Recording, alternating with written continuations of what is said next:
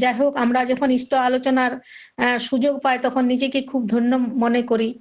যাই হোক, পরমপিতা রাতুল চরণে আমার প্রণাম জানিয়ে আমি আজকে এখানে ইষ্ট আলোচনার সুযোগ পেয়ে সত্যি আজকে ধন্য। তার কথা বলার সুযোগ যখন পাই, তাকে যখন ধরেছি, তার কথা বলারও খুব আকুপাকু করে, জানি না কি বলবো। তাকে যতটা ভালোবাসবো তিনি কিন্তু আমাকে করিয়ে নেবেন, বলিয়ে নেবেন। আমি শুধু মুখটি নাড়বো, বাকি সব তিনি আমার মধ্যে থেকে সবকিছু তিনি আমার মধ্যে করিয়ে নেয়। তাই আমরা আমাদের জন্মান্তরের বহু তপস্যার ফলে আমরা আজকে পরম পিতাকে পেয়েছি। আমরা খুব ভাগ্যবান যে তার দীক্ষা গ্রহণ করে আজকে আমরা তাকে আমার হৃদয়ে স্থান দিতে পেরেছি। এটা পরম ভাগ্য পরম পিতার কাছে। তাই আজকে আমাদের ঠাকুর শ্রী বড় মাকে লীলা সঙ্গিনী করে নিয়ে এসেছিলেন। যেহেতু আজকে মাতৃ সম্মেলন, তাই বড় মায়ের কথা একটু না বললেই নয়। তো শ্রী ঠাকুর বড় মাকে লীলা সঙ্গিনী করে নিয়ে আসছিলেন একমাত্র মায়েদের জন্য। মায়েরা কিভাবে জীবনটা গড়ে তুলবে এবং কিভাবে চলবে, চলাফেরা কিভাবে করবে, আমাদের যদি আমাদের পরমপিতা বড় মাকে যদি না দেখিয়ে দিতেন, আমরা কিন্তু এলোমেলো ভাবে চলতাম। কিন্তু আজকে শ্রী ঠাকুর বড় মাকে লীলা সঙ্গিনী করে নিয়ে শুধুমাত্র মায়েদের জন্য নিয়ে এসছেন। মায়েরা কিভাবে বাঁচবে, বাড়বে, কিভাবে চলবে, বড় মা কিন্তু সংসারে থেকে সমস্ত কিছু দেখিয়ে দিয়েছিলেন। আমরা অনুভব করতে পারছি তিনি যা করে গেছেন সেগুলো আমরা এখন দেখতে পাচ্ছি, আমরা চোখে দেখি না। তিনি বংশ পরম্পরার মাধ্যমে রেখে গেছেন আমাদের বড় মা কিভাবে এই সংসার চালিয়েছিলেন। মাত্র 11 বছর বয়সে এসে আমরা দেখেছি তিনি শ্বশুর বাড়িতে এসে শ্বশুর, শাশুড়ি, ননদ, দেওর, পাড়া প্রতিবেশী সবাইকে যেন আপন করে নিয়েছিলেন। তার এই দিব্য জীবনকে যদি আমরা অনুসরণ করে চলি, তার কর্মধারাকে আমরা অনুসরণ করি, তাহলে কিন্তু আমরা তার হয়ে উঠতে পারবো। ঠাকুর প্রায়ই বলতেন যে আমাদের বড় বউ তোমাদের না খাওয়ালে আমার খাওয়াই হয় না, বড় বউ না থাকলে আমি থাকতাম। মানে বড় মা ঠাকুরকে এতটাই স্থান দিয়েছিলেন, ঠাকুর এতটাই বড় মাকে স্থান দিয়েছিলেন, তিনি সমস্ত কিছু পরীক্ষা করে তিনি তাকে নিয়েছিলেন। তিনি সব পরীক্ষায় কিন্তু বড় মা জয়ী। তাই ঠাকুর ভক্তদের কাছে আবেগ ভরে বলেছিলেন যে আপনাদের ঠাকুর যদি নারী দেহর নিয়ে জন্মাতো, তাহলে তার যা রূপ হতো তা ওই হচ্ছে বড় বউ। এতটাই তিনি স্থান দিয়েছিলেন। মানে ঠাকুর একটা টাকার এপিটুপি, ঠাকুরও যা বড় মাও যা আর বড়দাও তা একই তারা। তাই আমাদেরকে আমরা তাকে ধরে চলছি। আমরা যেমনটি তিনি চলেছেন, যেভাবে চলেছেন, যেভাবে করেছেন সেইভাবে আমাদের করা দরকার। আজকে আমরা বুঝতেই পারতাম না বড় মা কেমন ছিলেন। আর যা হোক, আমরা পরম পিতাকে ধরে তার দিব্য লীলাগুলা আমরা বুঝতে পারছি, দেখতে পাচ্ছি, আর সত্যি তিনি কর্ম করে দেখিয়ে দিয়ে গেছেন। তাই ঠাকুর বলেছিলেন যে সংসারের 14 আনা 16 আনা দায়িত্বের মধ্যে মায়েদের দায়িত্ব কিন্তু 14 আনা। একটা মা কিন্তু একটা বাড়ির সমস্ত কিছু করতে পারে, একটা দাদা কিন্তু তা পারে না। একটা মা সার্ভিস করছেন, একটা মা একটা বাচ্চাকে মানুষ করছেন, একটা মা সংসারের দিকে কাজ করছেন। তাহলে একটা মা যা পারে কিন্তু দাদা পারে না। তাই ঠাকুর বললেন যে মায়েদের দায়িত্ব সংসারে 14 আনা 16 আনার মধ্যে, বাকি 2 আনার দায়িত্ব কিন্তু দাদাদের। তো তাই সত্যি আমরা যদি এইভাবে চলি, মা যদি সংসারের মেন খুঁটি হচ্ছেন মা। একটা বাড়ির যদি খুঁটিটা শক্ত থাকে তাহলে বাড়িটা সুন্দর থাকে, আর যদি খুঁটি ঠিকঠাক না থাকে তাহলে কিন্তু বাড়িটা নড়বড় করে, পরিবেশটা সুন্দর হয় না। তাই মাকে সবসময় ভালো হতে হয়। মা মা কথাটা এত সুন্দর যে মাকে সব সময় সব দিকে লক্ষ্য করতে হয়। চতুর্দিকে যিনার লক্ষ্য তিনি হচ্ছেন লক্ষ্মী। প্রত্যেক দিক দিয়ে মায়েদের লক্ষ্য রাখতে হয়। তাই বড় মায়ের প্রতি দিক দিয়ে লক্ষ্য ছিলেন বলে ঠাকুর বড় মাকে লক্ষ্মী বলতেন। লক্ষ্মী, জগৎ জননী বড় মা, লক্ষ্মী মা তিনি সম্বোধন করেছিলেন। যাই হোক, আমি বড় মায়ের কথা অল্প বললাম, এবার পরম পিতার কথায় যায়। পরম পিতা ছিলেন আমাদের প্রেমের মূর্ত প্রতীক। তার চাহনিতে প্রেম, তার কথায় প্রেম, তার আদরে প্রেম, তার অনাদরে প্রেম। তিনি এই প্রেম, ভক্তি, ভালোবাসা দিয়ে প্রতিটা মানুষকে আপন করে দিয়েছিলেন। আমাদের এই সৎসঙ্গ হচ্ছেন একটা মানুষ তৈরি করার কারখানা। আর যদি সৎসঙ্গ না থাকতো তাহলে কিন্তু আমরা আজকে সুন্দর রাস্তাটা দেখতে পারতাম না, ভালো হতে পারতাম না, ধর্মের রাস্তা দেখতে পারতাম না। আমরা যে একটা ধার্মিক ধর্ম নিয়ে চলবো সেটা কিন্তু আমরা সৎসঙ্গীরা বুঝতে পারছি, কিন্তু অন্য মানুষরা বুঝতে পারে না। তাই তিনি একটা সাম্রাজ্য ছেড়ে দিতেন, একটা মানুষকে তিনি ত্যাগ করতেন না। একটা মানুষের পরিবর্তে একটা সাম্রাজ্য ত্যাগ করে দিতেন ভালোবাসার খাতিরে। একটা মদ মাতাল, একটা গুন্ডা, একটা চোর ডাকাতকেও তিনি দেব মানবে পরিণত করেছিলেন ভালোবাসা দিয়ে। ঠাকুর যদি কোনো ভক্তকে ভক্ত যদি ঠাকুরের আশ্রমে মদ খেতেন, তো অন্যান্য যারা সঙ্গ করেন ঠাকুরের তারা বলতেন, ঠাকুর আপনি ওই মানুষটাকে এই আশ্রমে রেখেছেন কেন, উনি তো প্রচুর মদ খায়, ওনাকে আপনি তাড়ান নাই। মানে অন্য মানুষ সঙ্গ করা, ঠাকুরের সঙ্গ করা মানুষগুলো বলতো, কিন্তু ঠাকুর কাউকে ত্যাগ করতে নেয়। ঠাকুর নিজেও হাতে আর মদ খাতেন। সেই খেতে খেতে সেই লোকটি যখন আশ্রমে থাকতেন, তিনি একদিন দেব মানবে পরিণত হয়ে গেলেন। কি কারণে? না ভালোবাসার কারণে। ভালোবাসাটা, মানুষকে যদি আমরা ভালোবাসায় যেটা করাতে পারি, কিন্তু সেটা বাদ হিংসায় ঝগড়াঝাটিতে কিন্তু সেটা হয় না। একমাত্র ভালোবাসা, ঠাকুর সেই ভালোবাসার রাস্তাটা আমাদেরকে দেখিয়ে দিয়ে গেছেন, যে সবাইকে ভালোবাসবেন, আপন করবেন। তাই তিনি একটা বাণীতে বললেন, মানুষ আপন টাকা পর, যত পারিস মানুষ ধর। মানুষকে ভালোবাসো, টাকাকে নয়। মানুষ ভালোবাসলে অর্ঘ চলে আসে অটোমেটিক। তাই আমরা সবসময় মানুষকে ভালোবাসার, যদি আমরা ঠাকুরকে ভালোবাসি, তাহলে প্রতিটা মানুষকে আমরা ভালোবাসতে পারবো। আমরা এটা উপলব্ধি করতে পারছি, ঠাকুরের রাস্তায় এসে এটা উপলব্ধি করতে পারছি। তাই প্রতিটা মানুষকে এখন তিনি আমাদের মধ্যে, তার পঞ্চম পুরুষ আমাদের অবিন দাদা নিয়ে এলেন ডিপি ওয়ার্ক। প্রতিটা বাড়িতে যে মানুষগুলো জেলা আমাদের ইষ্টবৃত্তির থেকে বঞ্চিত হয়ে গেছে, সেই মানুষগুলোকে নিয়ে এসে তার চরণ দিয়া, এটা হচ্ছে আমাদের এখন বিশাল কাজ। এখন একটাই আমাদের, যে কোনো সমস্যার সমাধান ডিপি ওয়ার্ক, এই কাজটাই তিনি দিয়েছেন। তা যাই হোক, আমি আমার সময় অল্পর মধ্যে আমি অল্প বলছি। তো আমাদের এখন একটু মানে আমরা একটু ব্যস্ততার মধ্যে আছি। আমি এই মন্দির থেকে দৌড়ে আসে দেখলাম আমার ইষ্ট আলোচনা আছে, আমি যদি এখানে না করতে পারি, তাহলে কথা দিয়েছি মিঠু মুসিমকে, সেটা গবিটিন হয়ে যাবে। ঠাকুর পছন্দ করতেন না কথা দিয়ে কথার খেলাপ। তাই কথা দিয়েছি বলে দৌড়ে এসে মন্দির থেকে এসে ফোনটা খুলে বসলাম, গান কীর্তন শুনছিলাম, খুব ভালো লাগছিল। তো যাই হোক, আমরা আমাদের আমাদের সৌভাগ্য, এখন আমাদের লোকপুর, বাঁকুড়া জেলার লোকপুর মন্দির আগামী রবিবার আমাদের উদ্বোধনের দিন আচার্যদেব দিয়েছেন। তিনি দিয়েছেন, সিপাই দাদাকে পাঠাচ্ছেন, মন্দির উদ্বোধন হবে। সেই নিয়ে বিশাল আমাদের একটা ব্যস্ততার মধ্যে আছি। এই মাত্র মন্দির থেকে আচার্য দেবের রুম এবং তাদের রান্নাঘর, বাসনপত্র সমস্ত ঠিক করে মোছা ঝাড়া। নতুন মন্দির তো এত সুন্দর অপূর্ব, তিনি যে করিয়ে নিয়েছেন আমাদেরকে দিয়ে। এত 4 তলা মন্দির, জায়গা কম। তিনি বলেছিলেন যে জায়গা কম তো কি হয়েছে, আচার্যদেব দাদা বলে আশীর্বাদ করে গেছেন উপর দিকে যাবে, 4 তলা হবে। আর তার আশীর্বাদে 4 তলা মন্দির আমাদের হয়ে গেছে। এবং বলেছিলেন বয়স্করা তো 4 তলা মন্দিরে উঠতে পারবে না, বলছে তার জন্য লিফট থাকা দরকার। তিনি তার জন্য আমাদের একটা লিফটও হয়ে গেছে। তাই আজকে সেই মন্দিরে গেছিলাম, মন্দিরে যাচ্ছি আসছি সব সময়। তো যাই হোক, আজকে আমাদের খুব পরম ভাগ্য, আজ 1 বছর ধরে আমাদের মন্দির কমপ্লিট হয়ে গেছে, 4 তলা মন্দির, কিন্তু আমাদের উদ্বোধনটি হয় না। যতই মন্দির হোক, কিন্তু উদ্বোধন না হলে মন্দির হয়ই না সেখানে। তাই তিনি, তার আশীর্বাদে মন্দির হয়েছে। তিনি আশীর্বাদ করলেন। আর 2 সপ্তাহ আগে আমাদেরকে হঠাৎ করে বললেন যে 14ই ডিসেম্বর বাঁকুড়া লোকপুর মন্দির উদ্বোধন হবে। খুব তোড়জোড় কাজ চলছে। তিনি যে করিয়ে নিচ্ছেন, এটা আমরা উপলব্ধি করতে পারছি, নাহলে সম্ভব না। 14 দিনের মাথায় তিনি আগে বলেছিলেন যে আপনারা রেডি থাকবেন, কখন আসবে সেটা তিনি প্রকাশ করেন না। তাই আমাদের রেডি থাকতে হয়েছে। প্রত্যেকে রেডি আছে। আচ্ছা, রেডি তো থাকবো, কিন্তু দিন ধার্যটা না হলে তো আর প্যান্ডেল গুলো রেডি হয় না, বাকি সব রেডি হবে, কিন্তু দিনটি না হলে অনেক ব্যবস্থা, মানে মানুষের উদ্বোধন, মানে আমাদের এখানে লোক সংখ্যা হচ্ছে 35 থেকে 40 হাজার লোকের সমাগম। তাহলে সেখানে তো সেরকম ব্যবস্থা করতে হবে, গেস্ট হাউস। এটা তো আসামের লিঙ্ক চলছে, আমার মনে হচ্ছে আসাম থেকে কিছু, ডিব্রুগড় থেকে মানুষ এখানে বাঁকুড়ার লোকপুরে কিন্তু আসছেন, আমি যা দেখলাম পোস্ট ইয়েতে কাগজে লিখলাম। তো যাই হোক, সেখানে তাদের গেস্ট হাউস আছে, থাকার ব্যবস্থা আছে, সমস্ত কিছু। তিনি যে এমন এই 2 সপ্তাহের মধ্যে তিনি যে কিভাবে মানুষগুলোকে কিনে নিচ্ছেন, এটা একমাত্র পরমপিতার দয়া থাকলে হয় না।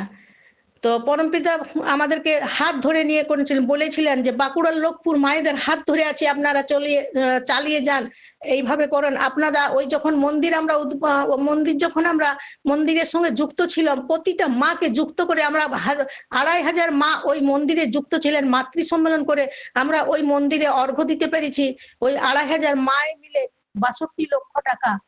তাই তো আচার্যদেব বলেছেন যে লোকপুর মায়েরা মন্দিরকে মডেল বানিয়েছেন। একদম আমি আমি হাত ধরে আছি, আপনারা এইভাবে করুন, প্রত্যেকটা মাকে যুক্ত করুন এবং অর্ঘ্য কালেকশন করুন। এবং কোনো মা যেন বলতে না পারে যে লোকপুর এত বড় মন্দির হলো আমরা জানতে পারলাম না। সেই জন্য প্রত্যেকটা মায়ের অর্ঘ্য সেখানে ইটের মানে চাপা আছে, সিমেন্টের মধ্যে চাপা আছে, সবাই প্রণাম করবে, কেউ বঞ্চিত হয় না এই মন্দির থেকে। আচার্য দেবের আশীর্বাদে আমরা প্রতিটা মাকে সেখানে যুক্ত করে আজকে আমরা সত্যি জয়ী। আজ মন্দির উদ্বোধন খুব আনন্দ লাগছে। আর তেমনি সুন্দর মন্দির হয়েছে, না দেখলে চোখে দেখা যায় না। আমি আজ পুরো ভেতরটা সাজানো গোছানো, ফুল সাজানো হচ্ছে, পুরা উপর 4 তলা তক উঠেছিলাম, কি ভালো লাগছে, অপূর্ব। যে তখন মনে হচ্ছে তিনি কি না করাতে পারেন, আমরা শুধু রাজি থাকতে হয়, আমাদেরকে রাজি থাকতে হয়। তিনি যা বলেন কিন্তু তা হয়ে যায়, কিন্তু আমাদেরকে রাজি থাকতে হয়। তাই আমরা সত্যি আজকে ধন্য যে আজকে ওই মন্দিরে আমরা এই অর্ঘ্য দিয়ে আজকে আমরা বলা বলি করছি। আরো 2-4 জন মা আমার সাথে ছিল, বললাম দেখুন মা আমাদের অর্ঘ্য কোথায় গেছে বুঝতে পারছেন তো। আজ সবাই অর্ঘ্য দিতে চায় না, কি রকম করে আজ এই মন্দিরে দেখুন তো কি ভালো লাগছে উঠে, মন যেন ভরে যাচ্ছে ভরপুর। আর তিনি যে আসবেন না তা না, তিনি হঠাৎ করে বললেন আমি তো গেলে আরো উৎসব হয়ে যাবে। তো তিনি যে আসবেন না তা না, তিনি আসবেন এটা আমরা প্রার্থনা করছি, তিনি কিন্তু মুখে বলেননি যে আমি যাব, হঠাৎ মিরাক্কেল করে দিতে পারেন। তাই আমাদেরকে বলেছে রেডি থাকতে। তাই তাদের রুম, তাদের বিছানাপত্র, তাদের ল্যাট্রিন বাথরুম, নতুন গামছা এবং হ্যান্ড ওয়াশ সমস্ত কিছু ঝাঁঝক চকচক করছে। 2টি রুম একদম সমস্ত কিছু বিছনাপত্র এই মাত্র তাদের করে দিয়ে আর এই বাড়ি ফিরলাম। তো খুব ভালো লাগছে দেখে, মন যেন ভরে যাচ্ছে যে তিনি তার কাজ করে যে আনন্দ, এমন আনন্দ মনে হচ্ছে আর জীবনও কোনোদিন কেউ উপলব্ধি করতে পারিছে কিনা জানি না। আমি তো দীক্ষার আগে এত আনন্দ উপলব্ধি করতে পারি না। তার চরণ তলে এসে যে এত আনন্দ পাওয়া যায়, দুঃখেও আনন্দ। এটা যারা দুঃখে থাকে তাদের আনন্দ। ঠাকুর বলছেন না যে সুখেও আনন্দ দুঃখেও আনন্দ। সুখে প্রতিটা মানুষ আনন্দ থাকে, তাদের বাড়ি গাড়ি সংসার কোনো সমস্যা নেই, কিন্তু দুঃখের মধ্যে যারা আনন্দে থাকে, একমাত্র পরম পিতার সন্তান যারা পরম পিতাকে ধরে চলছে, তারা কিন্তু দুঃখের মধ্যেও আনন্দ আছে। এই দুঃখের মধ্যে আনন্দ থাকাটা হচ্ছে পরম পিতার কাছে পরম পাওয়া। আজ প্রতিটা মানুষের, আচার্য বলছেন প্রতিটা মানুষের মধ্যে দুঃখ থাকবে। কেউ যদি দুঃখ না থাকে তাহলে কিন্তু ঠাকুরের কথা ভুলে যাবে। তাই দুঃখের মধ্যে যে আনন্দে, সত্যি আমরা প্রচুর আনন্দে আছি। আর সৎসঙ্গীরা সবসময় আনন্দে থাকে। আর আনন্দ হচ্ছে বাজারে কিনতে পাওয়া যায় না। সমস্ত কিছু মিলবে, টাকা থাকতে পারে কোটি কোটি, গাড়ি গাড়ি টাকা থাকতে পারে, কিন্তু তো আনন্দ যদি না থাকে তাহলে আমার জীবনটা বেঁচে থাকে আর কি লাভ। যদি আমি মনমরা হয়েই গেলাম তাহলে আমার জীবনে আর বেঁচে থেকে কি নাই। তাই ঠাকুর একটা বাড়িতে বললেন না, মনটা দুষ্ট হলেই জানিস রোগের আথাল হয়, এইটাকে তুই এড়িয়ে চলবি, করবি বেধি জয়। তাহলে মন মন যদি আমি খারাপ করি তাহলে কিন্তু আমার রোগ জুটে যায়। তাই রোগ না জুটার জন্য আমাদের, আমরা যদি একমাত্র আদর্শকে ধরে না চলি, আমার যদি আদর্শ আমার মধ্যে না থাকে তাহলে তো আমার মন খারাপ হবে কে।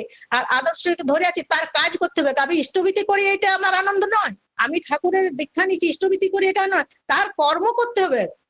আচার্যদেব বলছেন যে কর্ম করো, কর্মই ধর্ম, কর্ম করে যে আনন্দ, তার কর্ম করে যাও। তিনি যখন যা তার অনুশাসনবাদ আসছে সেটা যদি আমরা কাটায় কাটায় পালন করতে পারি তাহলে সত্যি আমরা ধন্য। আমি তো এই ফিল্ড করতে পারছি, পুরো ফিল্ড করতে পারছি যে তার কর্মে যুক্ত থাকলে কি না হয়। আমাদের এই মন্দির উদ্বোধনের ব্যাপারে আমাদের প্রায় 40 থেকে 50 লক্ষ টাকা খরচা আছে, কিন্তু কিভাবে যে উঠে গেল সেটা আমি আমি নিজেই অনুভব করতে পারছি। আমি কতটা করতে পারলাম, আমি নিজে যা দিলাম ফোনের মাধ্যমে, ফোন পেতে অনেক অর্ঘ্য আমার মাধ্যমে। আমি আজকেও 2500 টাকা জমা করে এলাম, আগের দিন 10,000 টাকা জমা করে। এগুলো কিন্তু আমি কারো বাড়ি যাইনি, আমি এই ফোনের মাধ্যমে এই অর্ঘ্যটা, এই যে নরনারায়ণের সেবা হবে তার কাজে লাগবে। প্রত্যেকটা মাকে বলেছি, আমাদের মাতৃ সম্মেলনে মায়েদের দায়িত্ব দিয়েছেন 3 লাখ টাকা ফুল। এই ফুলটা কোথার থেকে, শুধু মায়েরা, কিন্তু এই ফুলটা শুধু করছেন আমার মায়েরা। মায়েরাদের মধ্যে এই ফুলটা কিন্তু পুরো 3 লাখ টাকা কালেকশন হয়ে গেছে। তো আমি প্রত্যেকটা মাকে আমি ফোনে ফোনে বলেছি যে একটু অংশগ্রহণ করো। এই আচার্যদেব মানে তার মন্দির উদ্বোধন হবে, এই মন্দির ফুল দিয়ে সাজানো হবে, প্রত্যেকে অংশগ্রহণ করো, একটু অংশগ্রহণ করো। 2টো ফুলের দামও যদি দেয়া হয় তো তাতেও তুমি অংশীদার একটু ঠাকুরের অর্ঘ্য যদি দিতে 1 টাকা 5 টাকা 10 টাকা দিলেও জানবে এটা আমি একটু অংশগ্রহণ করেছি, তো এই দিয়ে ধন্য হবে প্রত্যেকে। তো সত্যি আমি এই ফোনের মাধ্যমে ফোন পেতে অনেক অর্ঘ্য, আমি কারোর বাড়িতে যাওয়ার আমার সময় নেই, কিন্তু এর মাধ্যমে কি করে যে ঠাকুর করিয়ে নিয়েছে আমি বললাম এটাই পরমপিতার দয়া। পট টাকা ঢুকে যাচ্ছে ফোন পেতে, তুলছি আবার মন্দিরে পৌঁছে যাচ্ছে একটা খাতা। আবার আমাদের যিনি অর্ঘ্যটা নিচ্ছেন অত পাকা কাজ, তিনি আমার মধ্যে খাতাটা প্রত্যেককে দিয়েছে, আমি লিখে নিলাম তার নাম, তার ফোন নাম্বার, কোন জায়গা, এবং যিনি নিচ্ছেন তিনি সই করে খাতাটা থেকে অর্ঘ্যটা নিচ্ছেন। এইগুলা হচ্ছে আমাদের কাজ।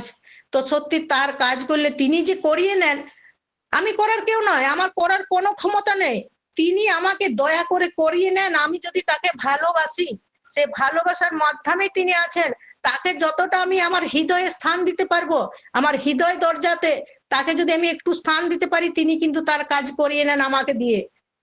তাই সবাই তার কাজ থেকে বঞ্চিত হবে না, যেখানে হোক, মন্দির হোক, উৎসব হোক, এখন তো উৎসবের জোয়ার বইছে, প্রত্যেক জায়গায় প্রত্যেক রবিবার উৎসব চলছে, সেই উৎসবে যোগান দেয়া। আমি যদি অর্ঘ্য না দিতে পারি, আমি আমার শরীর দিয়েও যেন তার কর্ম করতে পারি, শরীরটা দিয়েও যেন তার কর্মে করতে পারি, তার কর্ম থেকে বঞ্চিত না হয়। তার কর্মে অনেক আমাদের রোগ, তার কর্ম করলে না আমাদের রোগ শোক কোন দিকে চলে যায়। আমি নিজে অনুভব করছি যে হাঁটু ব্যথা, অনেকে বলে কোমর ব্যথা, যেতে পারবো না, করতে পারবো না, না তার কাজ করলে কিছুই না। আনন্দে করবেন, আনন্দে যদি থাকা যায় রোগ কোন দিকে চলে যাবে, রোগ কিন্তু আমাকে গ্রাস করতে পারবে না। আমি আনন্দ থাকবো একমাত্র পরম পিতা নিয়ে, তিনি আছেন বলে আমি আছি, তিনি নাই আমি নাই। আমার মা বাবা আমার জন্ম দিয়েছেন, চলে গেছে, আমার কাছে কি আছে? আমি আমার সন্তান সন্ততিকে জন্ম দিয়েছি, আমিও একদিন থাকবো না, থাকবে কে? আমার পরম পিতা। তাহলে আমি কার অহংকার করব? আমার পরম পিতার অহংকার করব, যিনি আমাকে প্রথম দিন থেকে শেষ দিন পর্যন্ত আমার জীবনটার মধ্যে আমাকে চালিয়ে নিয়ে যাবেন, তার অহংকার। আমি যদি টাকার অহংকার করি, টাকা আজ আছে কাল নেই, যা আজ আছে কাল নেই। আমি শরীরের চেহারার অহংকার করি, আমার চেহারা আজ আছে কাল নাও থাকতে পারে, আমার মান সম্মান আজ আছে কাল নাও থাকতে পারে। তাহলে যদি আমার আজ আছে কাল নেই, সেটা কিন্তু আমার অস্থায়ী হয়ে যাচ্ছে। স্থায়ী হচ্ছেন আমার পরম পিতা, তিনি প্রথম জন্ম দিয়েছেন, এই পৃথিবীর আলোটাকে আমাকে দেখিয়েছেন, এই পৃথিবীর দুটো চোখ দিয়েছেন, আলোটা দেখিয়েছেন, আমি অন্ধকার থেকে আলোর জগতে এসেছি তার দয়াতে। কে দিয়েছেন আমাকে? তিনি দয়া করে আমাকে পাঠিয়েছেন বলে আমি এই পৃথিবীর এসেছি। তাহলে এই পৃথিবীতে তিনি পাঠিয়েছেন, আর আমি তার কাজ থেকে কেন বঞ্চিত হব? তার কাজ করে যাব, সমানই তার কাজ করে দেবো যাব। আমাদের একটা ঘটনা বলি, একটা ঘটনায় এক দাদা বলছেন, ঠাকুর তো আপনার সবই ভালো, কিন্তু ওই ভোরে উঠে ইষ্টভীতিটা একদমই আমার পছন্দ হয় না, আমি ইষ্টভীতি করবো না, আমার ভালো লাগে না। ঠাকুর বলছেন ঠিক আছে, তোর ভালো লাগে না, করিস না। তো আমি যতদিন ইষ্টভীতি জমা করেছি, আমার ইষ্টভীতির অর্ঘ্য যেন ফেরত পাই, যে আমি ইষ্টভীতি আমার ভালো লাগে না, ভোরবেলায় উঠে অর্ঘ্য টাকা দিয়া, ঠাকুর ধরলে আবার টাকা দিয়া, এটা আমি পছন্দ করি না। ঠিক ঠাকুর বলছেন ঠিক আছে, তোর অর্ঘ্য তুই নিয়ে যাও, হিসাব করে যতদিন দিয়েছিলি, তবে তুই আমাকে 3টি টাকা ফেরত দিয়ে যাবি, 3টি টাকা। কেন 3 টাকা দেবো? বলছে তুই যাবে কেসে জর্জরিত হয়ে গেছিলি, তোর মান সম্মান সমস্ত কিছু চলে গেছিল, তুই এত মান সম্মান মানুষ, তুই কোর্ট কেসে জর্জরিত হয়েছিল, তোকে কিন্তু আমি উকিল সাজে সেই কোর্ট থেকে উদ্ধার করেছিলাম। আরেকদিন তোর বউ সন্তান জন্মগ্রহণের সময় প্রসব বেদনায় ছটফট করছিল, আমি ছিলাম ডাক্তার সেজে তোকে উদ্ধার করছিলাম, তোর স্ত্রীকে।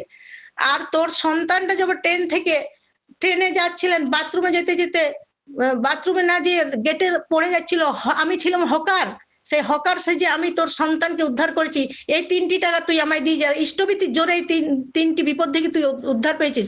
ঠাকুর ভক্তটি বলছেন, ঠাকুর সত্যি তো তাই, এই 3টি বিপদ থেকে আমি উদ্ধার পাইছি, তো তুমি জানলে কি করে? বলছে এইটাই তো ইষ্টভীতির জোর।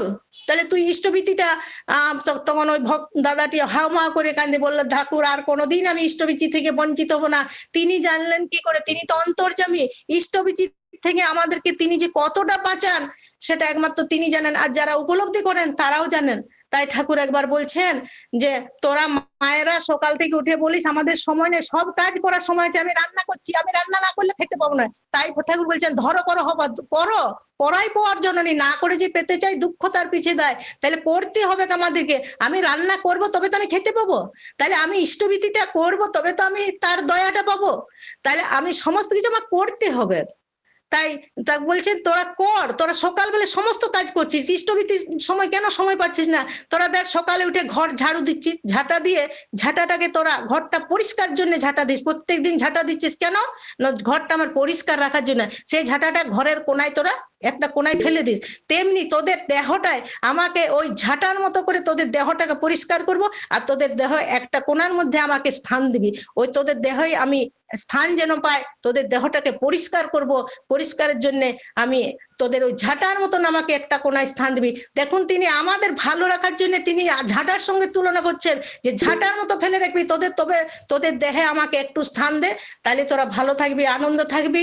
সবাই আসুন, আমার সময় সীমা এখানে শেষ, যেহেতু আমাদের সময়টাকে লক্ষ্য করতে হয়, তাই চতুর্দিকে আমাদেরকে অ্যালার্ট থাকতে হয়, তাই আমার সময় প্রায় হয়ে এসেছে। আমি এই বলে প্রত্যেকের মঙ্গল প্রার্থনা করি পরমপিতা রাতুল চরণে। সবাই ভালো থাকেন, আনন্দ থাকেন, সবাই আনন্দ করুন একমাত্র তাকে ধরে। তিনি নাই মানে আমি নাই, তিনি আছেন আমি আছি, কেহ নাই কিছু নাই, তুমি আর আমি, তুমি প্রভু আমি দাস, হে দয়াল স্বামী। সবাই ভালো থাকেন। জয় গুরু, জয় গুরু।